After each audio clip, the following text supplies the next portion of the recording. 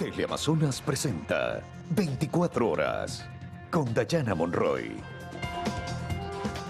Amigos, muy buenas noches y bienvenidos a 24 horas. Gracias por acompañarnos esta noche. Empezamos inmediatamente con la información. La CONAIE, tras el consejo ampliado que mantuvo en Quito la noche de ayer, tomó un total de 14 resoluciones. Entre ellas, pedir la renuncia del presidente Guillermo Lasso y romper el proceso de diálogo con el gobierno. Alberto Luna nos tiene todos los detalles. El consejo ampliado de la CONAIE que se desarrolló este viernes en Quito culminó en horas de la noche con 14 resoluciones. Entre ellas consta pedir la renuncia del presidente de la República, Guillermo Lasso. Hay un clamor desde nuestras bases. Exigimos esta renuncia. El presidente de la República y todas las autoridades, para tener gobernabilidad, hay que tener legitimidad. Y en este momento creemos que las autoridades no tienen legitimidad. Además, la organización indígena decidió romper el proceso de diálogo con el gobierno y retirarse de las mesas de seguimiento de los temas acordados tras el paro nacional del año pasado. Según sus dirigentes, el gobierno no cumplió algunos acuerdos y ofrecimientos. Nos ratificamos en las demandas, ya hemos roto en este proceso porque finalmente la voluntad del gobierno no existe, pero las demandas siguen intactas. El tema de los combustibles, el tema de la focalización, no hay absolutamente respuestas. Otra de las resoluciones, explicó ICE, está relacionada con dar paso al juicio político que sectores opositores al régimen buscan llevar adelante en la Asamblea contra el jefe de Estado. Exigimos a los asambleístas de Pachacuti mantener en la resolución desde nuestras estructuras de base. No queremos que pase lo que pasó en plena movilización de junio de 2022 con cualquier pretexto. En este caso, algunos no apoyaron la decisión de ese juicio político. De igual forma, la CONAIE se declaró en movilización permanente y se anunció que para el próximo 8 de marzo habrá una concentración y marcha en Quito. Desde el día de hoy, radicalizamos las asambleas, las movilizaciones en el territorio. Radicalizamos la lucha en frente que el gobierno no ha cumplido con los acuerdos. Finalmente, en la última resolución se plantea proponer a Guillermo Churuchumbi que lidere la Coordinación Nacional de Pachacutic. Él fue candidato a prefecto de Pichincha en las pasadas elecciones seccionales. Y desde el gobierno rechazaron la postura de la CONAIE. El ministro de Gobierno aseguró que ellos no se van a retirar de la mesa de diálogo y que van a garantizar paz para el país frente a posibles futuras paralizaciones. Veamos el informe. Los gobernadores esperaban. El presidente finalmente entró al salón una hora después de lo previsto y las expectativas giraban en torno a su reacción sobre las exigencias de la CONAIE, entre ellas su renuncia. Pero la postura del gobierno no se dio en este salón. Minutos antes, el ministro de Gobierno, Henry Cucalón, difundió este video a los medios de comunicación, donde se dio a conocer la respuesta. El gobierno nacional rechaza las declaraciones de ciertos dirigentes. Han optado por abruptamente retirarse de las mesas de diálogo. La imposición nunca podrá ser una alternativa a la razón. Además, sostuvo que está en proceso de ejecución al menos el 90% de los acuerdos y que el gobierno garantizará paz. A diferencia de lo que sucede cuando se impone la irracionalidad y la violencia, que en el pasado le han costado al país pérdidas de millones de dólares y una afectación a la calidad de vida de los ecuatorianos. Ciudadanos, cada uno de ustedes anhela paz social, armonía y seguridad. Deben tener el pleno convencimiento que este gobierno, en el marco de lo que establece la Constitución y la ley, va siempre a garantizarlos. Y a su vez dijo que garantizarán el desarrollo de manifestaciones siempre y cuando sean pacíficas. Finalmente sostuvo que el gobierno seguirá en la mesa dialogando. No rompemos diálogo alguno, ni con las organizaciones sociales e indígenas del país, ni con sectores productivos, ni con otros actores políticos. Hacemos un llamado para que la racionalidad, la convivencia pacífica y la unidad de propósitos a favor del país sean los que primen. Pocos minutos después de haberse difundido esta respuesta a través del video, se sentaron junto a los gobernadores de la gobernación del Guayas, el presidente, el gobernador de la provincia y el ministro de Gobierno. Pero el presidente, quien tomó el micrófono para hablar de otros temas, no quiso referirse a esto. Gracias por su presencia. Queremos saber su postura frente a lo anunciado por la CONAIE y la respuesta que tiene usted frente al señor. Yo he dado una respuesta a nombre del Gobierno Nacional está tanto en un comunicado que ha sido entregado a ustedes, los medios de comunicación, y tiene como respaldo un video con mis declaraciones, que es la posición oficial del gobierno ecuatoriano. Muchísimas gracias. El señor presidente no se va a pronunciar hoy. El ministro de Gobierno, a nombre del gobierno ecuatoriano, ha hecho las declaraciones respectivas. Muchísimas gracias. Tampoco el ministro de Gobierno respondió preguntas al respecto, además de la declaración de prensa previamente grabada. La reunión entre el presidente y los gobernadores del país se extendió durante algunas horas. En ella, según informó la Secretaría de Comunicación, se coordinó el trabajo del Ejecutivo en territorio para consolidar obras. Y en torno a este tema, analistas consideran que ha comenzado la medición de fuerza entre el gobierno y la CONAIE. Sostienen que el movimiento indígena no se anima a radicar sus medidas hasta el momento porque tiene claro que existe un grupo importante de ciudadanos que rechazan las paralizaciones. Veamos el informe. Buenas noches. La postura de la CONAIE, que llega 7 meses después de haberse instalado las mesas de diálogo, para ambos analistas se veía venir. Recién pasamos unas elecciones seccionales, vamos a cambiar de autoridades en mayo y por eso está radicalizando en cada una de las provincias. Sí, en cada uno de los cantones, donde tiene fuerza la CONAIE. Pero analizan palabra por palabra lo dicho por Leonidas Issa.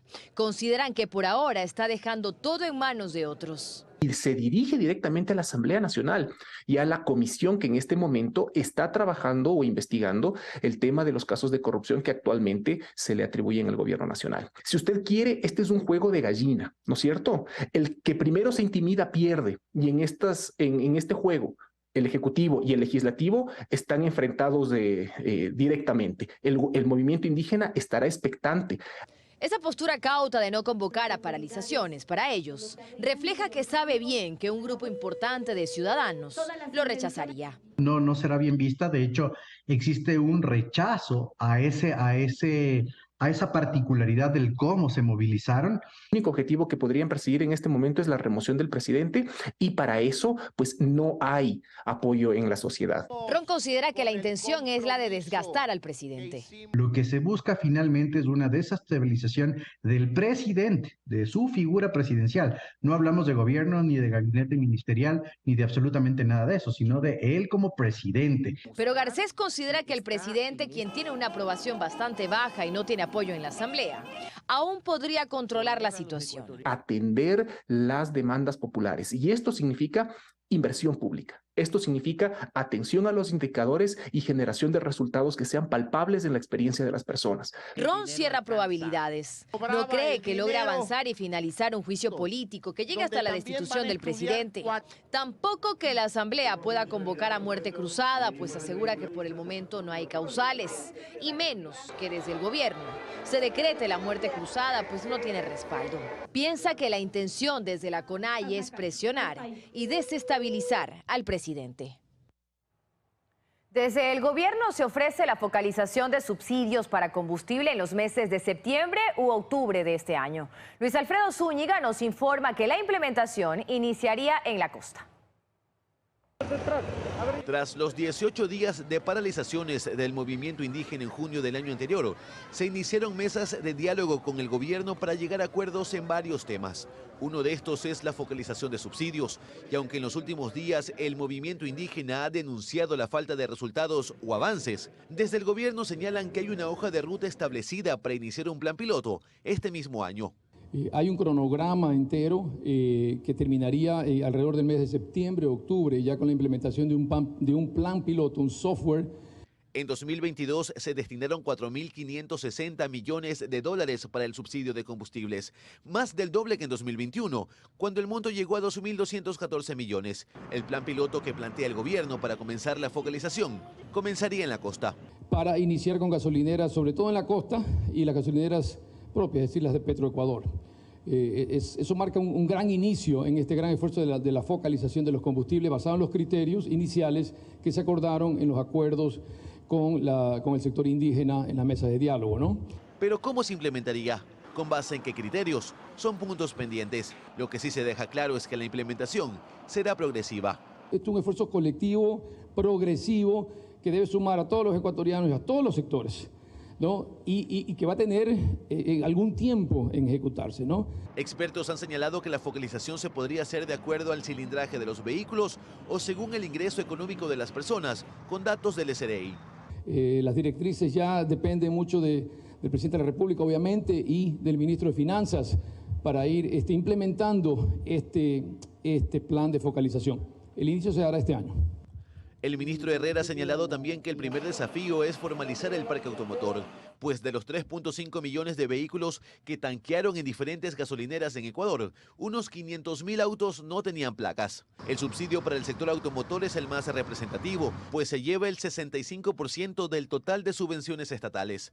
Pese a estos pronunciamientos del gobierno, con el anuncio del movimiento indígena la noche del viernes de retirarse de las mesas de diálogo, se podría comprometer el inicio de la focalización. Se suspendió el bombeo en el Sote y en el Polioducto tras el colapso de un puente sobre el río Márquer. La producción y exportación del crudo va a disminuir en los próximos días en el país por esta razón. Alberto Luna tiene los detalles. Por la erosión regresiva del río Coca, la producción petrolera de Ecuador resultará afectada. Esta semana se suspendió el bombeo del sistema de oleoducto transecuatoriano Sote y del poliducto Chuchufindi-Quito por el riesgo que corren ambas estructuras tras el colapso de un puente en la provincia de Napo. Autoridades de Petroecuador recorrieron la zona afectada. Estamos justamente cumpliendo todavía ciertos compromisos que tenemos, sin embargo ya en los próximos días sí vamos a tener que parar completamente, ¿no? Con 2 grúas se realizaron maniobras para el desmonte del soporte del Sote que quedó colgando tras el colapso de ese puente. El Ministerio de Energía y Minas declaró el estado de fuerza mayor esta semana en las actividades de exploración, explotación y transporte de hidrocarburos. Más o menos en 70.000 barriles diarios, a un precio promedio de $125 por barril. Eso significa que sería un egreso adicional del Estado en más o menos 8 o 9 millones de dólares diarios. Por esta erosión en el río Coca se analiza la construcción de una nueva variante del Sote. Estamos todavía determinando la ruta. Preliminarmente serían unos 500 metros de la zona donde tenemos el problema de la caída del puente. El plan es luego de los 7 días no parar o de pronto parar unas horas para hacer el cambio del flujo. Que sería ya cuando esté lista la variante nueva. Se informó además que se coordinan acciones conjuntas para superar esta emergencia y retomar las operaciones petroleras en el menor tiempo posible. Vamos con noticias internacionales, amigos. La tormenta invernal que golpea gran parte de Estados Unidos ha provocado accidentes automovilísticos, retrasos y también cancelaciones de vuelos. Más de 60 millones de personas se encuentran bajo alerta meteorológica invernal en ese país. Revisemos. Son los estragos de la tormenta invernal que golpea con fuerza a Estados Unidos de costa a costa. Las nevadas acompañadas de fuertes ráfagas de viento se extienden desde California hasta New England. Las malas condiciones meteorológicas que mantienen en alerta a más de 60 millones de personas forzaron este jueves la cancelación y el retraso de cientos de vuelos. El aeropuerto internacional de Minneapolis fue uno de los más impactados.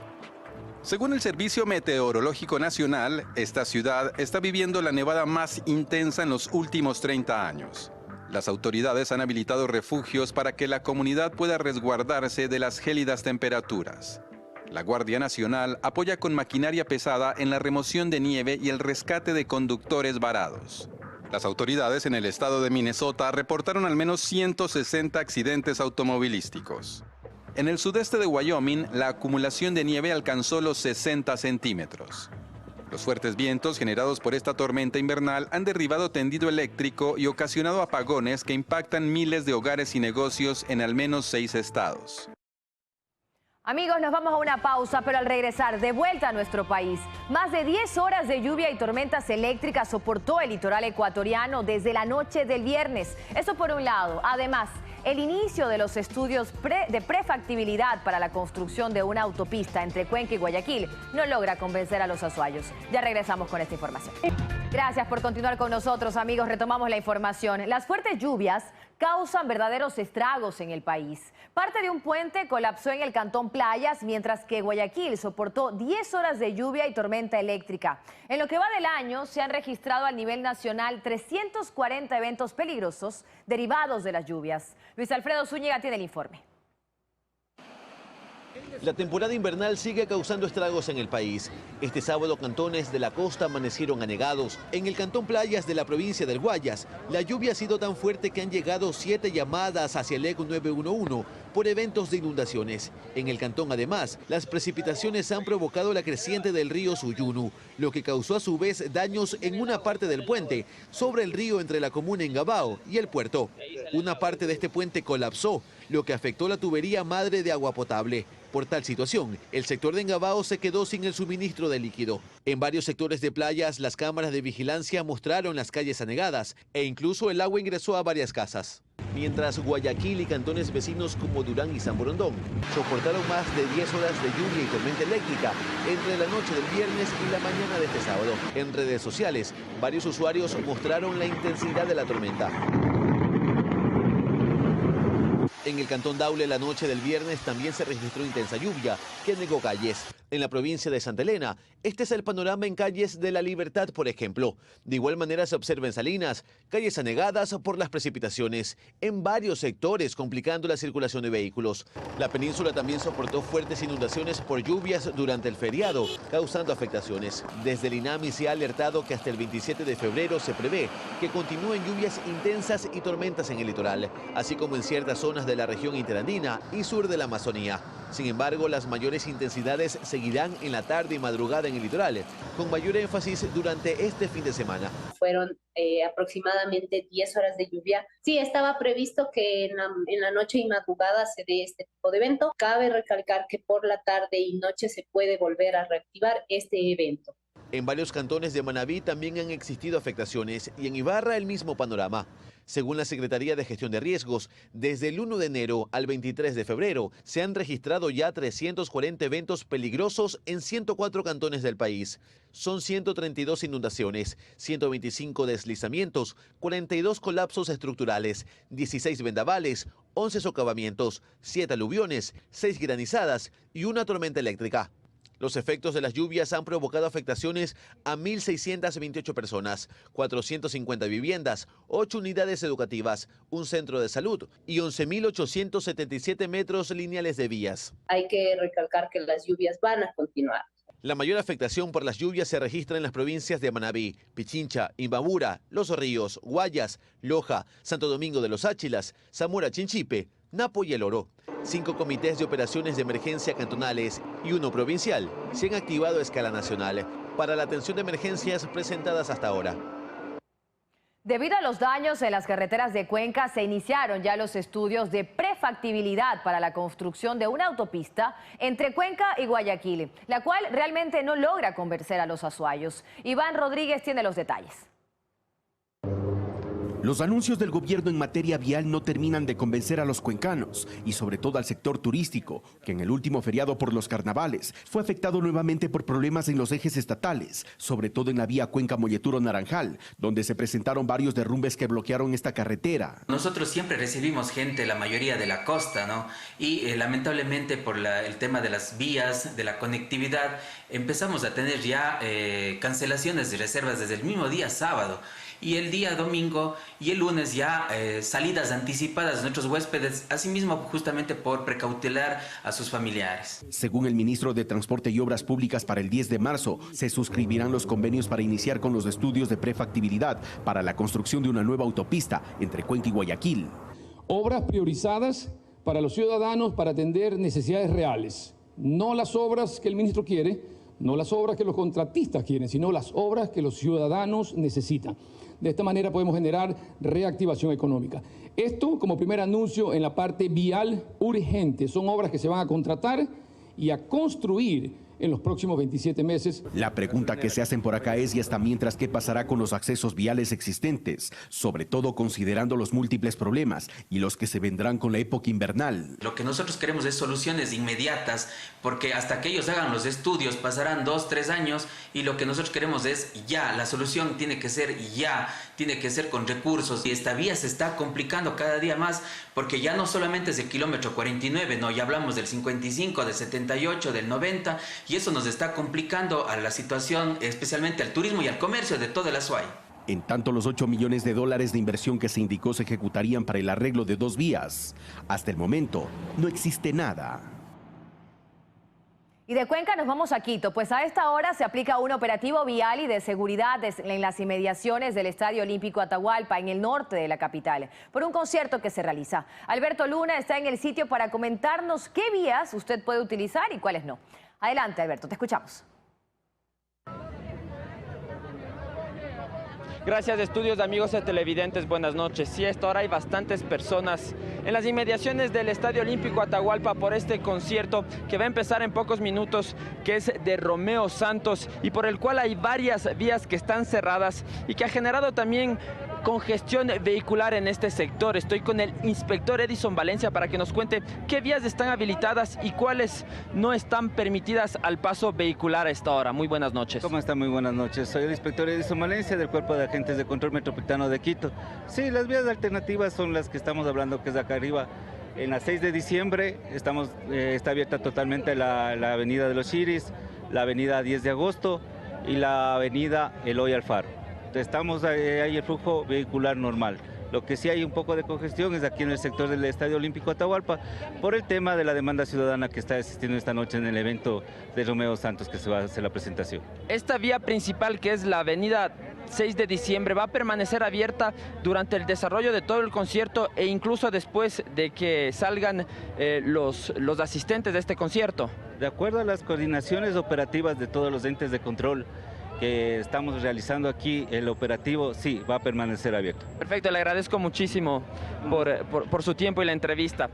Bien, amigos, como ustedes acaban de escuchar, la avenida 6 de diciembre está habilitada al paso vehicular, igualmente la avenida Naciones Unidas, también la Chiris, que se encuentra cerca de aquí y que son arterias principales en este sector. De todas formas, la recomendación es a los conductores que utilicen otras rutas alternas si tienen que movilizarse por el norte de Quito, más bien por la Amazonas, por la avenida América, que esas están totalmente descongestionadas. Aquí se evidencia tráfico por este concierto de Romeo Santos que está a poco tiempo de empezar. Con esta información entonces regreso a estudios. Muy buenas noches. Buenas noches para ti también, Alberto, y muchísimas gracias por esa información bastante oportuna. Cambiamos completamente de tema, amigos. Ahora hablamos del SRI, el 37% de los activos regularizados en el 2022 como resultado de los controles del Servicio de Rentas Internas pertenece a grandes contribuyentes. Eso significó una recaudación tributaria que supera los 90 millones de dólares.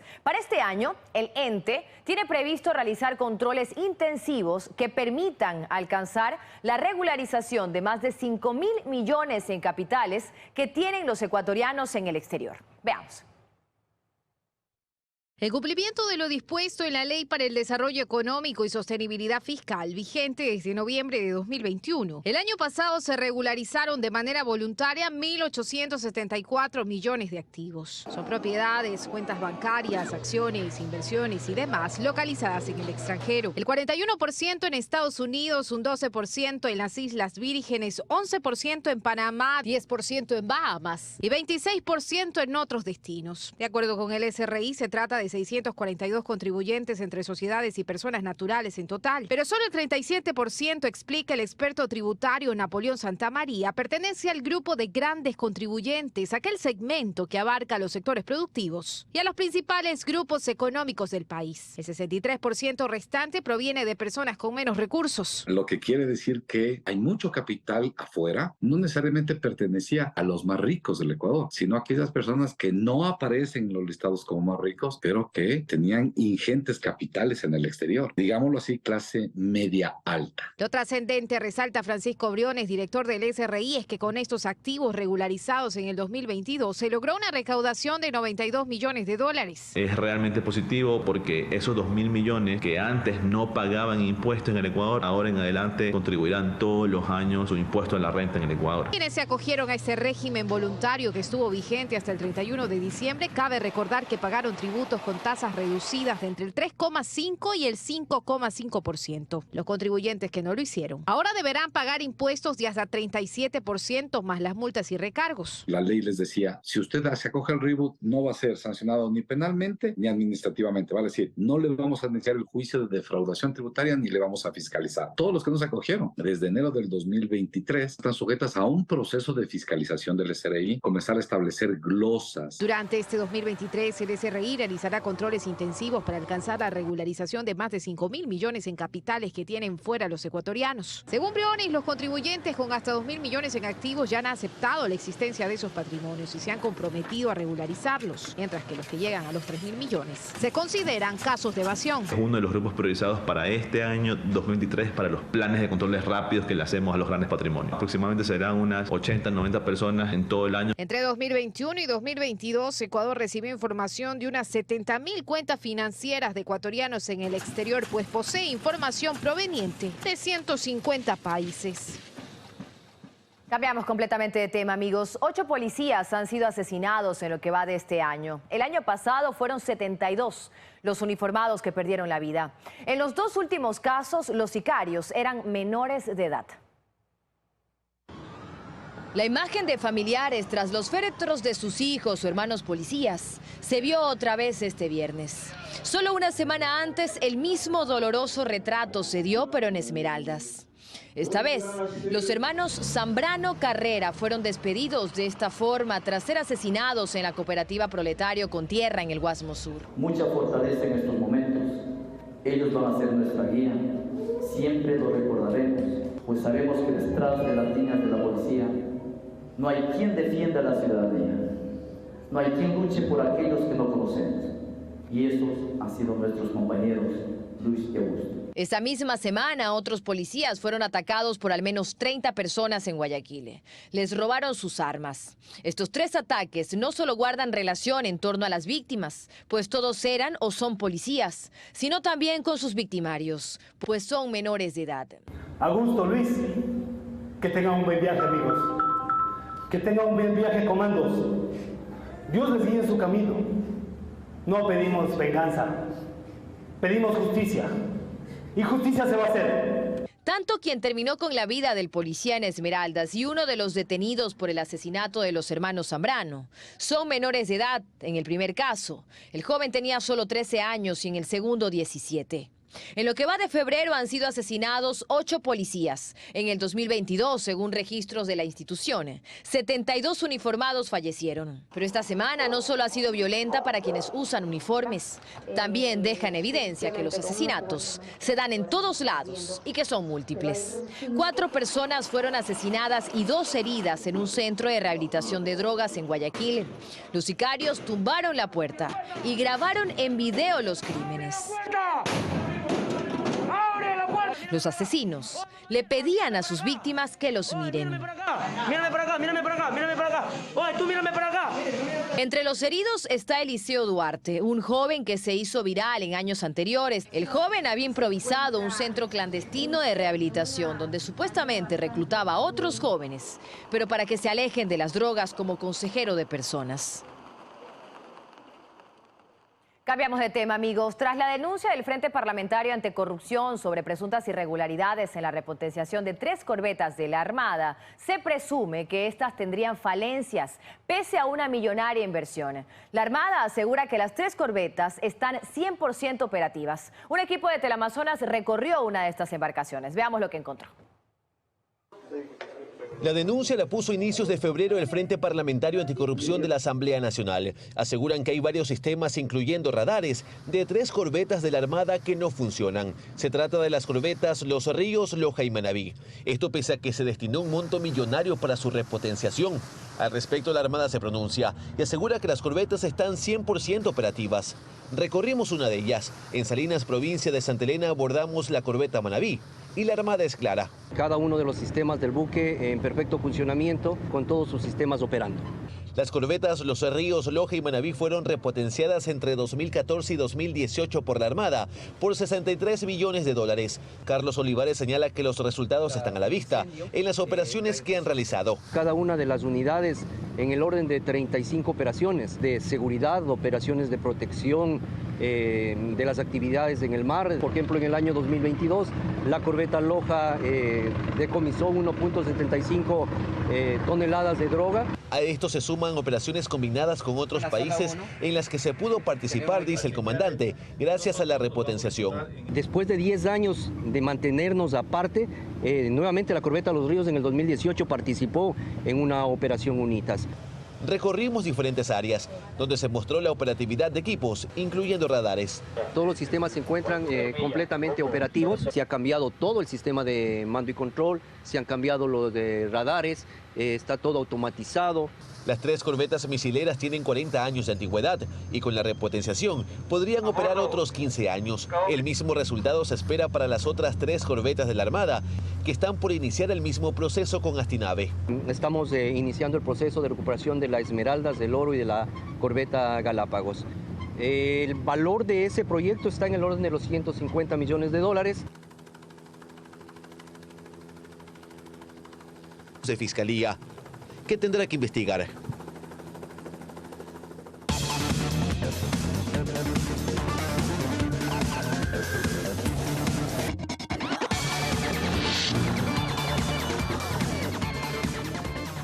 Hoy en nuestro segmento ¿Te animas? Aprenderemos cómo aprovechar nuestros residuos orgánicos y convertirlos en abono. Te preguntamos el día de hoy, ¿te animas? Veamos. Amigos, ¿cómo están? Hoy nos hemos alejado un poco de la ciudad para mostrarles el compost. Esto, aunque no lo crean, en algún momento fueron residuos orgánicos, los que tenemos en nuestro hogar, que ahora se han transformado en abono. Y aunque aquí tenemos una gran cantidad, esto también lo podemos realizar en nuestro hogar. El compostaje, importante para nuestros jardines, nuestros huertos. ¿Cómo hacerlo? Se lo mostramos. Para aprender de manera sencilla cómo hacer compostaje, hablamos con David Proaño de la agrupación La Movida Verde. Él nos dice que antes de iniciar, el primer paso es clasificar nuestros residuos en casa. Son basuras si yo no los separo, si los echo juntos, pero si los separo, pueden continuar, puede alargarse su vida útil y completar el ciclo. El detalle de qué y cómo separar los desechos será el tema de nuestra próxima entrega. Pero hoy es importante saber que dentro de nuestra clasificación hay que tener un contenedor solo con residuos orgánicos, pues esto es lo que vamos a utilizar para el compostaje. ¿Cuáles son los residuos orgánicos? Periódico, cartón, papel, frutas, verduras, residuos de cocción de alimentos. Tenemos también ropa de fibras naturales, como lo puede ser el algodón.